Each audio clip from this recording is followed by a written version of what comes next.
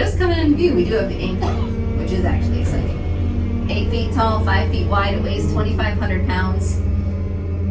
Dimensions like that, probably think it's been down there the entire time. Actually hasn't. It was salvaged in the 60s. A gentleman from Nagani came out, hoisted it up, trucked it over to his home about an hour from here, painted it light blue, and stuck it in his lawn for 30 years.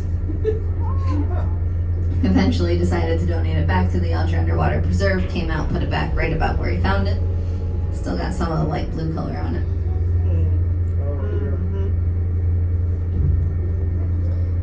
Then we're going to be looking at the port side. And the end of this port side has quite a bit of damage done to it by wind, wave, and ice action over the years. We're much more exposed out here to the open lake compared to the Bermuda inside this nice protected bay. All the white dots you see, that's actually white lead paint still stuck on the nail heads. The Herman H. Hettler had a nice fresh coat of paint the year she went down. That did a lot of good.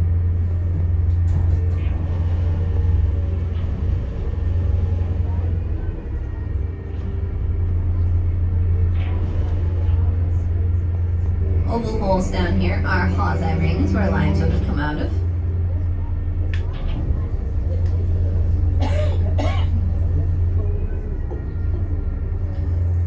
Round holes you see are portholes where some crew cabins would have been.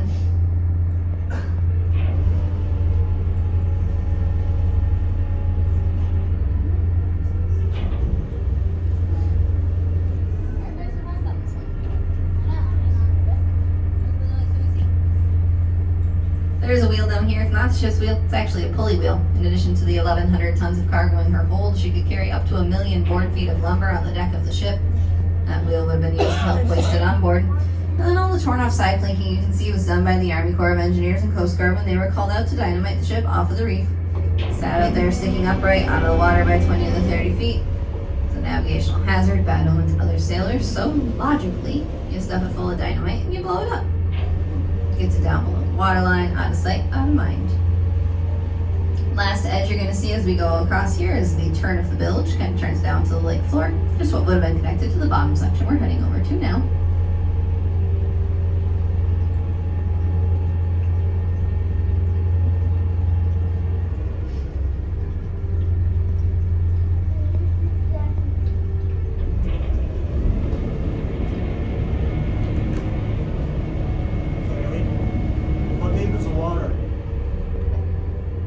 Right in here we're about 14 feet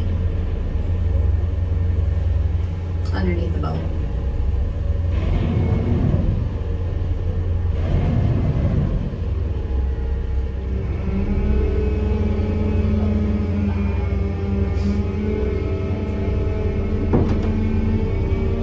Starting to see pieces of the bottom section here.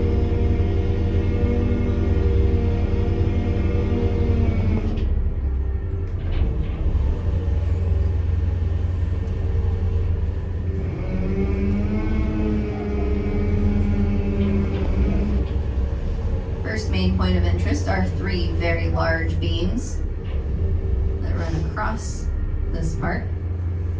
There's big bolts that stick out of them. This is the engine bed section. Those bolts are about 5 feet long. 285 horsepower steam engine would have sat right here. It's not down there today. It was blasted apart by divers for its very valuable 80-pound brass bearings.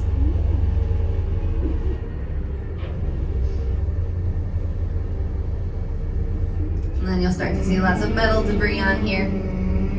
There's steam piping.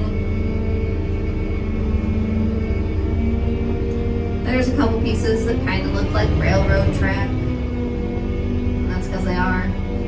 They had their own internal narrow gauge railway system to help move cargo around. They were 210 feet long, about 3.5 times as long as we are. I think that would probably be pretty nice. The biggest, widest board down here is the keelson. Anything that runs parallel to it are sister keelsons. Anything that runs perpendicular underneath in groups of 2 and 3, those are the ribs of the ship.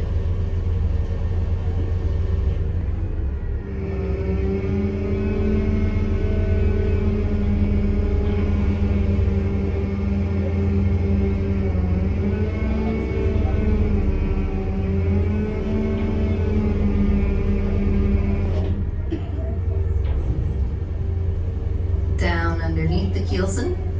There's a big wide flat board, so it's very flat on the bottom of the lake. And that's the keel. Keel's the first board laid when building a ship. It's considered the backbone of every ship.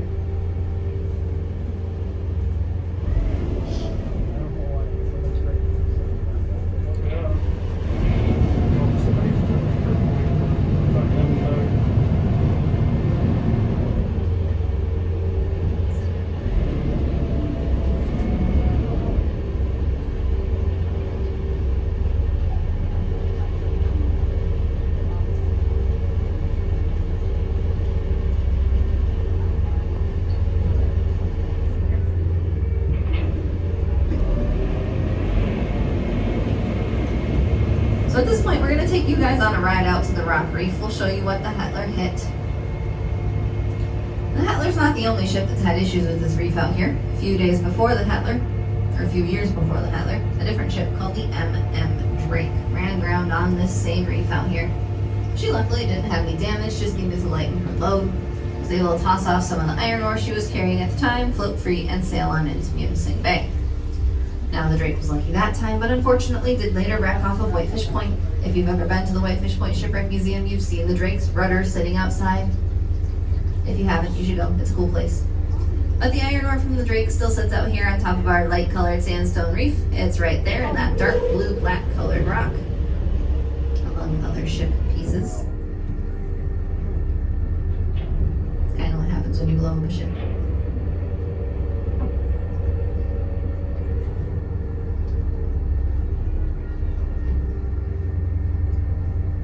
There's another big patch of the iron ore here.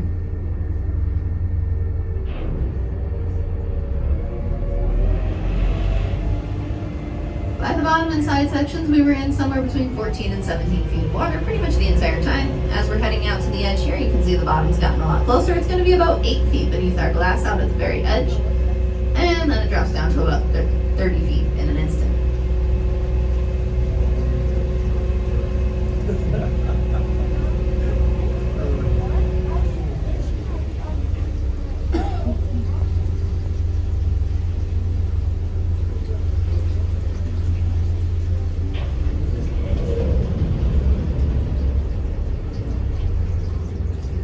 Just about at the edge of this reef.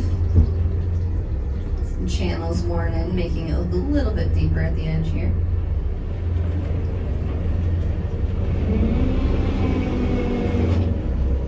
And then there comes our drop off. Down to about 30 feet in an instant, just like that. That's what they ran into. When they wrecked on the reef, there was a big 3-day storm. It tore the stern completely off and dropped it down into this deep water. Gave us some of our favorite artifacts we're going to go look at now. This isn't one of them, but it is one of my favorites. It's a big boiler. There's lots of railroad track and steam piping and wood pieces, donkey boilers, axles, various different odds and ends.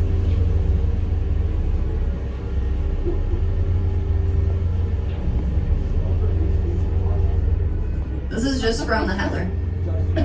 Yep, stern fell off and dropped down in here, so we get a lot of different pieces. And then with the ship being blown up, of course, that added to it. Coming into view is a pretty big metal cylinder. It's not quite as impressive as the boiler, but it's a 10-foot section of smokestack. Points at a white circle, that's the captain's commode. And that's the toilet. White line next to that kind of curves at the ends. That's the edge of the captain's bathtub. Two big boulders kind of sit inside of it.